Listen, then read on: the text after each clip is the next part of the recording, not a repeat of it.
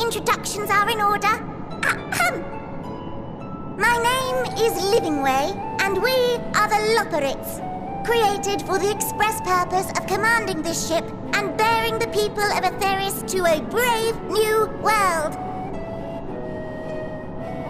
More specifically, I am the one whom she charged with the execution of her most vital plans. You might say I'm her right paw. Livingway's the name, map reader and navigator of the heavens.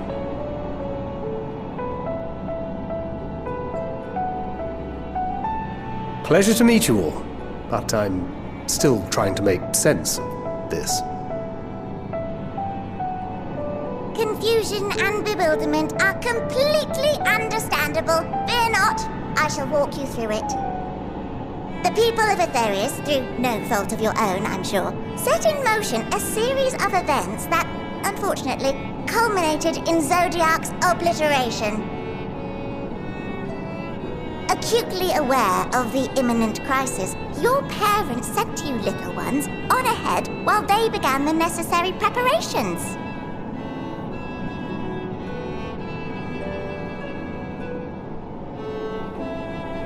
Still not following? No? Very well, I shall elaborate further.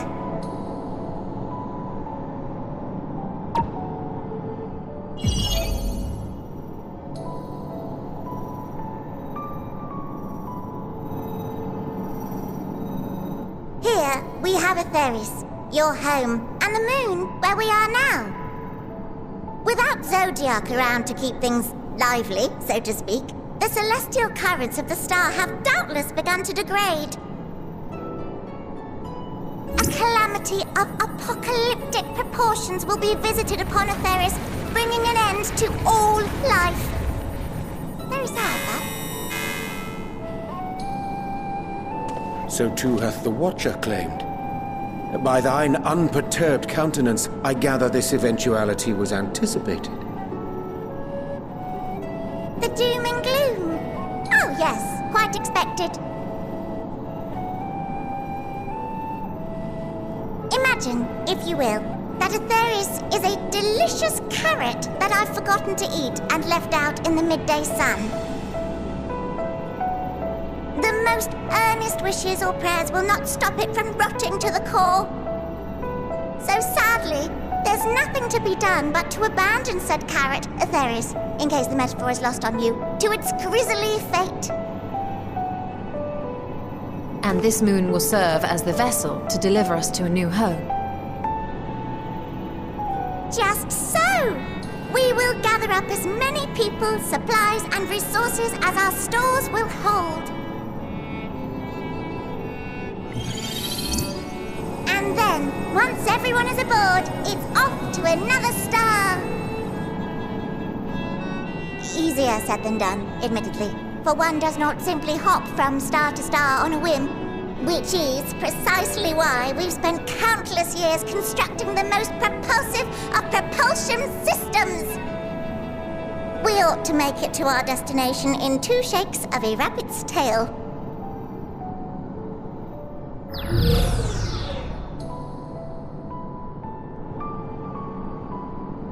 Impressive technology. I dare say it is beyond anything we have ever seen. No need to shower us with praise. All we've done is faithfully carry out the instructions left to us by Heidelin. Back in the old days, when she was still just Venar, she was dedicated to the study of the world and its inner workings.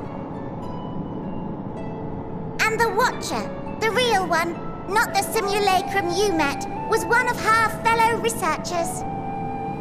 We and this wondrous vessel masquerading as a moon are products of their knowledge and know-how. There's certainly more to you all than meets the eye. Might I ask where exactly you intend to take us? We identified a few promising candidates for resettlement some time ago, but we cannot guarantee that they are fit for habitation. Moreover, the ship can only travel in short bursts. We intend to go down our list, hopping from star to star, until we find one suitable for resettlement. No need to worry, though. The vessel is being refurbished with accommodation for an extended stay as we speak. While we did have to rely upon outside help to determine what amenities were essential, I dare say we have risen to the challenge. Help? From who? From you and yours! Who else? Each time we woke to perform regularly scheduled maintenance, we were greeted by the resources you sent us. What better way to learn about preferences and proclivities of our present-day charges? Ah, but you're still adorable little children. Perhaps your elders were responsible for the deliveries. I'm not sure what led you to conclude otherwise, but I can assure you that we are all grown men and women. And I very much doubt my elders know this place exists, much less how to send you so much as a starlight missive. What? Then who in blazes let you on my moon?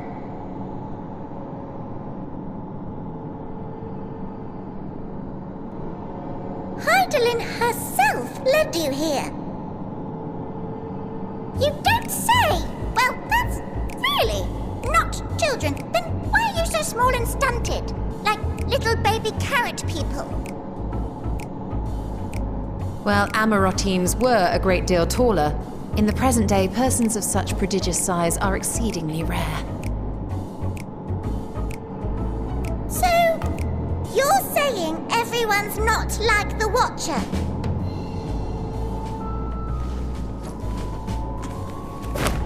Oh, confound it all!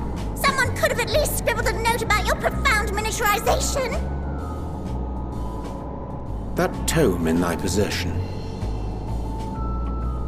Oh, this? One of the first books sent to us. A compendium of the people of Aetheris, with a few blank pages at the back for minor corrections and updates as needed. The sum total of our knowledge of your kind is contained in these pages.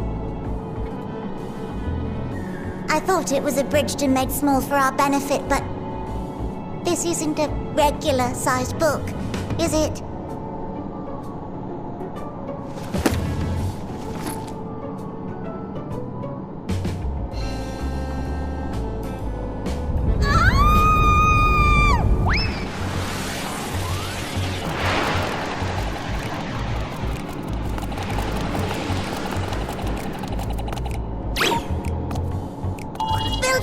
Can you hear me? Yes, we're all very busy. Change of plans. I need you to rebuild the domiciles at 1/3 the scale. All of them. Yes, all of them, and but me no buts. See to it with all speed. Perhaps you could tell us a bit more about your terrestrial collaborators. In due time. But first, I'd like to hear more about you, if it's all the same.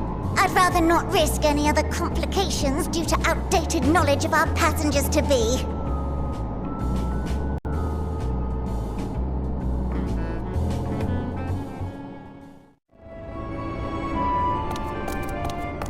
Ready in the teleporter.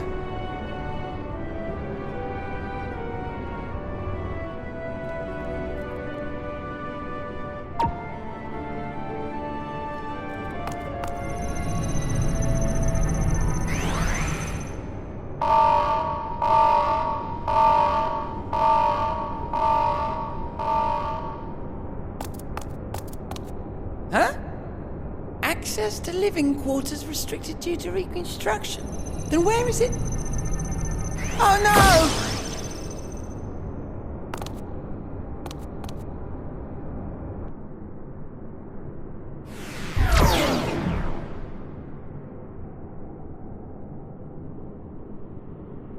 A private audience, as thou didst request, for reasons I know not.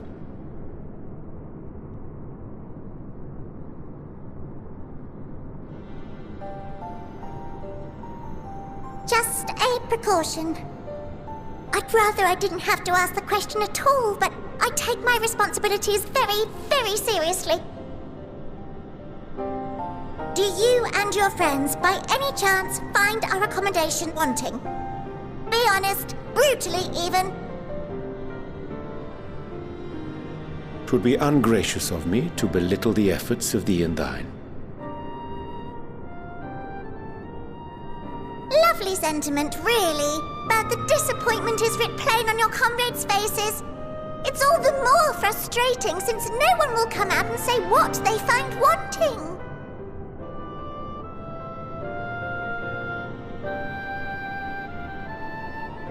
If there are faults in our work, we need to know.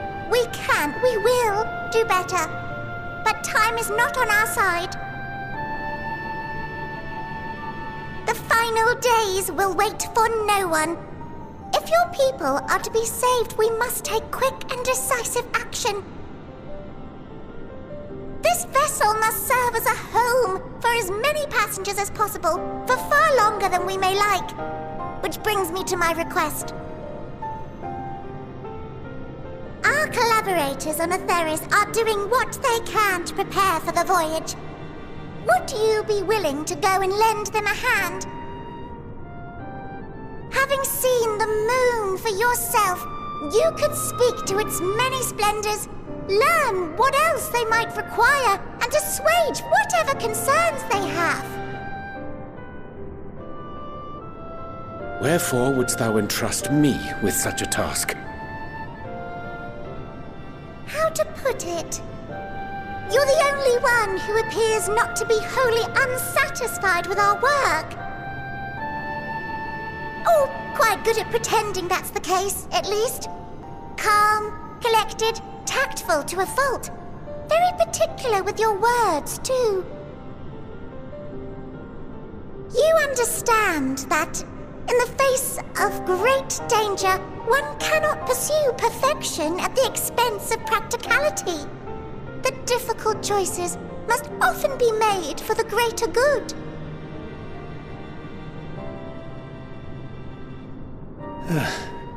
And so fate doth conspire to set my feet upon this path once more. Come again?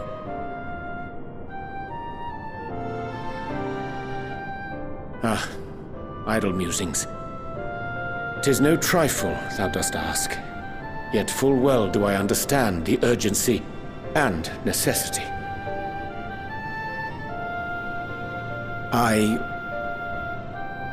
Oh, dear me! Dear me! I was terribly sorry for the mix-up. It's a bit of a malfunction. I hadn't realized the residential quarters were inaccessible, you see. But you're still in one piece. So, all's well that ends well, yes? Won't happen again. I promise.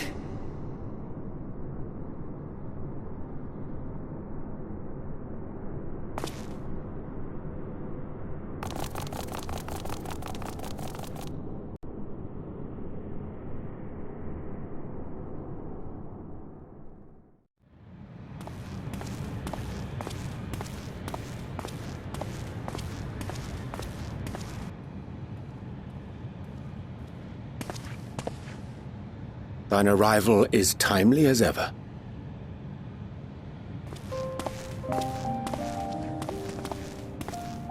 Thou didst chance to overhear my conversation with Livingway, I presume?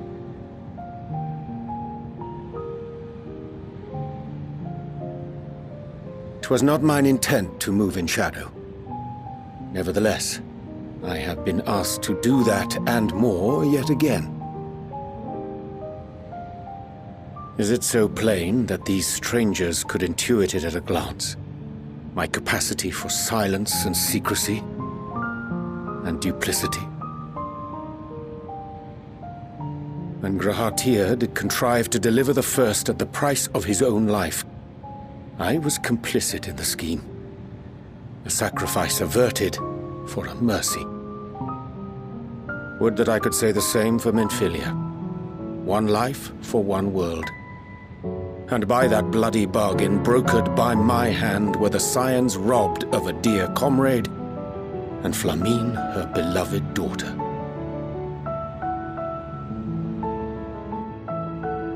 Two souls, whose selflessness was beyond measure, whose resolve was unshakable.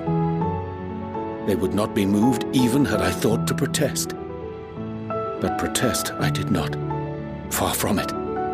I pushed them forward. No effort did I make to seek out alternatives, ones that would not demand such terrible costs. That resignation weigheth heavy on my mind, as does the memory of another lost to mine inaction. Dearest Moonbringer, who did face death unflinching, that we might secure a means to bring low the Scions.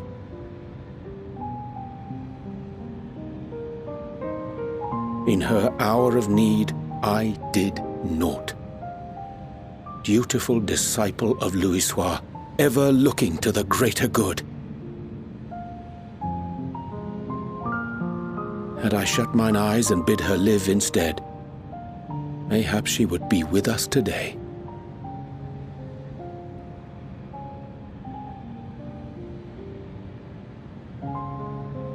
Selfish wants, born of everlasting regrets. Most days I put them from my mind, but could think of naught else when asked to swallow the same bitter draught.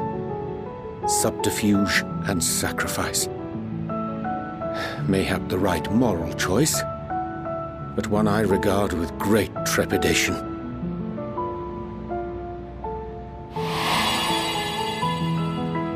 The calamity of Amarot was a tragedy beyond reckoning, one which must never again come to pass.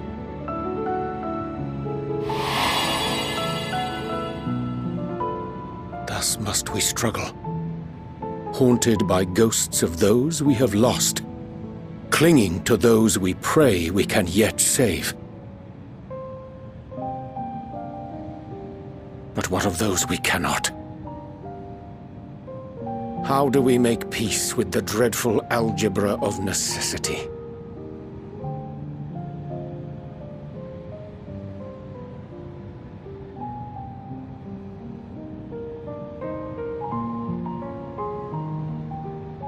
I am not alone in my discomfort, then?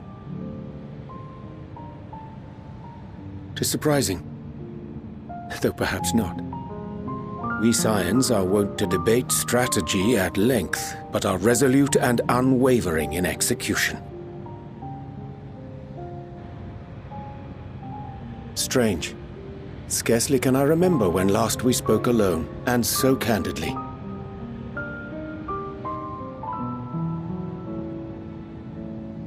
I thank thee. For all my supposed skill with words, I find it difficult to express such private thoughts. As for the Loporrit's proposition, I will take time and consider how to respond. 'Twould be to our mutual benefit if we could converse more openly with our aspiring caretakers. A concern I should be glad to address on the Scions' behalf. To dispense with all pretense and bare one's heart to another is a frightening thing indeed. But we cannot move forward ere we take that bold first step. A lesson I have learned many times before, and today.